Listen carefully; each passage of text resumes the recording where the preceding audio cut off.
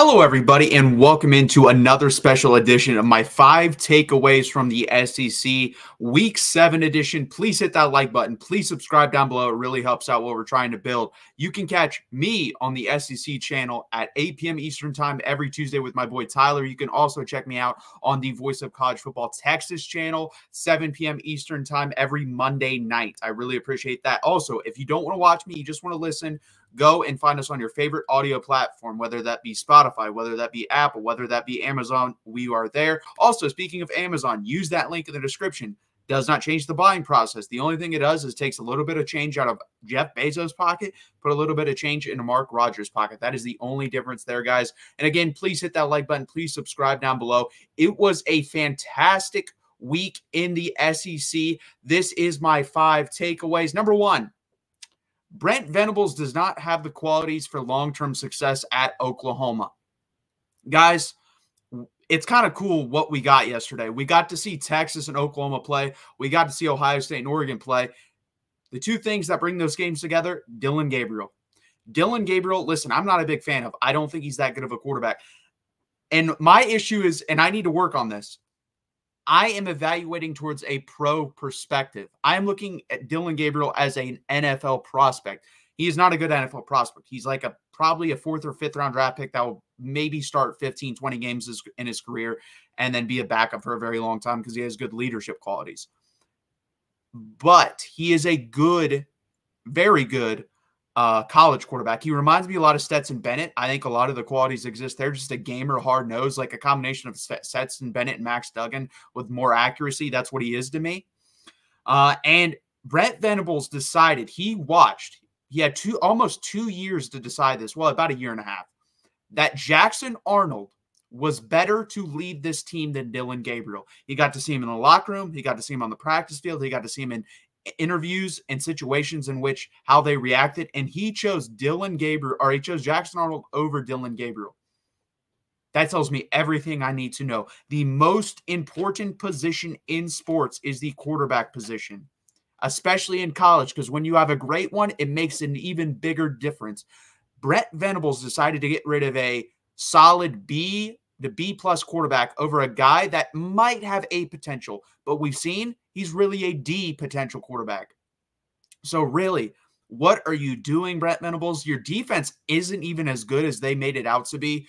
Guys, is Tennessee that good offensively? I saw Florida, who was horrendous defensively, shut them down. I saw Arkansas, who was average defensively, shut them down. And those teams did better than Oklahoma's defense. Do I think Oklahoma's defense is terrible? No. I think it's probably the 35th best defense in the country. Maybe better. Might be better. Let me think. 20. At best, it's the 20th best defense. It's somewhere between 20 and 40, in my opinion. I think you can argue. But it's not as good as you think it is. And then your offense is horrendous. Like, what is the game plan? If anyone can tell me what the game plan was yesterday, I'd love to know. To me, this does not have long-term success written on it at all. I think he's going to struggle with quarterbacks because I don't think he knows what he's watching, honestly. And there's a lot of guys like this, guys. I think Michigan's having sort of the same issue there. Many teams have had this issue. And unless it gets solved, he will never win anything of note at Oklahoma. He just won't. Sorry, he's just not going to. And I said that when he got hired. I think he's a fantastic defense coordinator. He tricked Quinn Ewers that first quarter. Even though I do think Quinn Ewers was rusty, he tricked him. Definitely tricked him.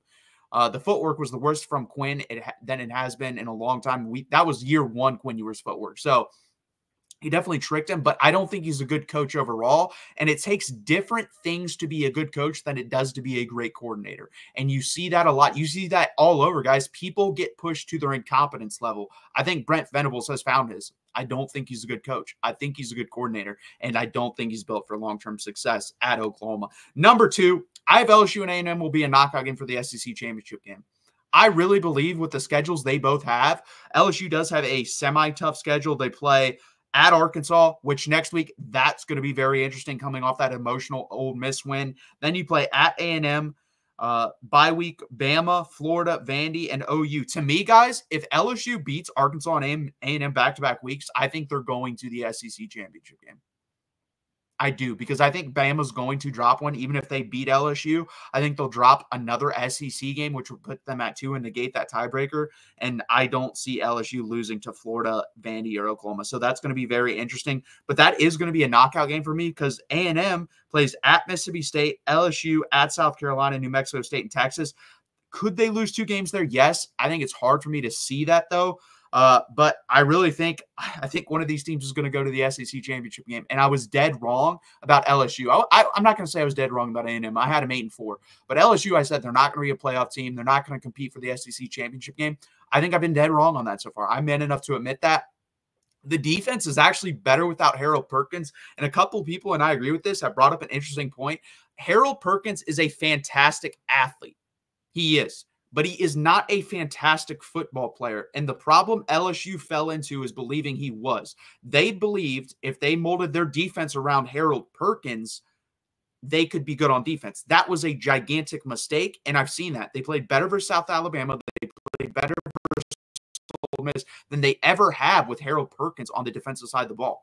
He's a good athlete. He's not a good football player. They were trying to build around a good but not great football player. And unless your guy's a great football player, you don't build a defense around him. So that is my opinion on that. I think LSU has made the right steps, and you'll see that. And we're going to drop a power ranking in a couple days, as we always do.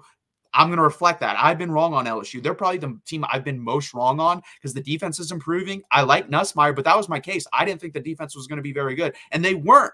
But they've gotten better. And if that is true and they continue to get better, or at least stay the same the last 2 weeks, they can go to the SEC championship game.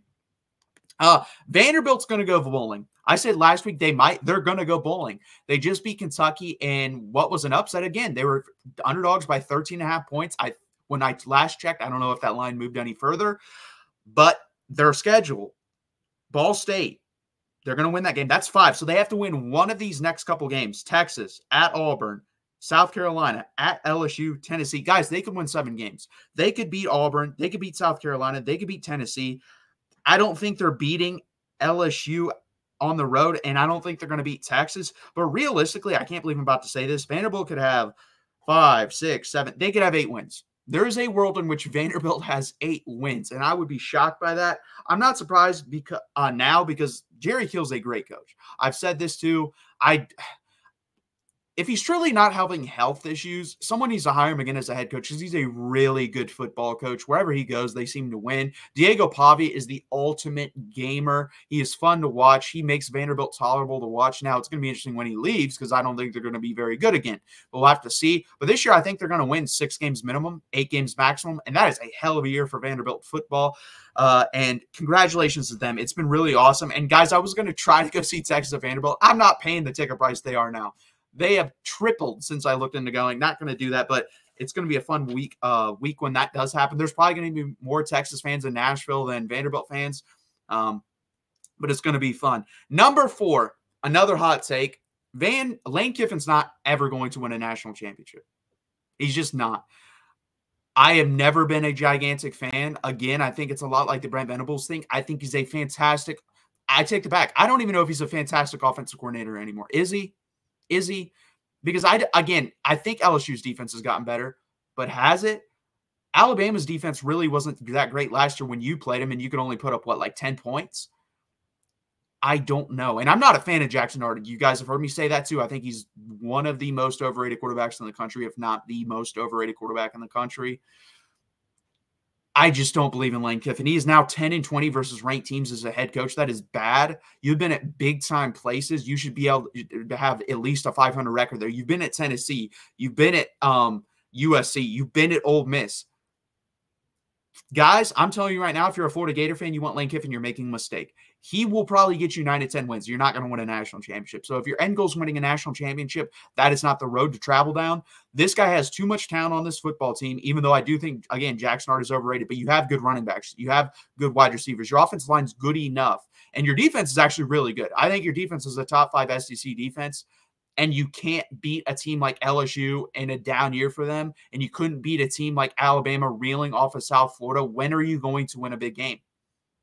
And to win a national championship, you're going to have to win multiple big games in a row. That is not going to happen. Lane Kiffin, I never really was on the train, but I'm never going to jump on the train. Never. I'm never jumping on that train. He's not going to win a national championship. If it happens, post it wherever you want, Ole Miss fans. It's never going to happen. So I'm, again, never was on the train, but I'm never getting on the train now. Or on the ship better, because that's a Titanic, honestly. Number 5, and this is a question for you guys more than anything. Bama and Georgia have the worst defense since when? I'd love to know in the comments. When is the last time Georgia and Bama looked like this defensively? Neither of them are good.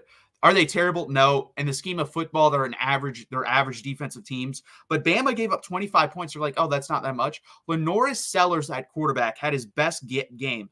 Highest completion percentage, over 70%. His highest yards passing, and it was only the second time this year he's thrown a touchdown. And the other game was versus Kentucky. He also threw 2 touchdowns. This Bama secondary is not good. They don't get enough pressure. Their linebackers are good. Deontay Lawson, Jahad Campbell are really damn good. But the linebackers are the unit. If you're asking most defense coordinators, we're like, you know what? If we're going to have our weakest unit, let's have it at linebacker. That's their best unit. Their defensive line's not great. Their secondary isn't good. And Lenoris Sellers was having a pretty damn good day versus them. And Lenoris Sellers, if we're ranking quarterbacks, is not a top 10 quarterback in the SEC. So, my God, guys, it's bad at Bama. And then Georgia's not much better. They gave up 31 points to Mississippi State, who Texas only gave up 13 points to. And Michael Van Buren, in his second start, threw for over 300 yards. 300 yards. When is the last time, guys? When is the last time these two struggled this badly defensively? I don't know when it was, but that wraps it up, guys. Again, please hit that like button. Please subscribe down below. It really helps out. That has been my 5 takeaways from week 7 of the SEC. Again, follow me right there on Twitter or X. That will do it for this week's edition. Please tune into next week's edition. Thank you guys very much.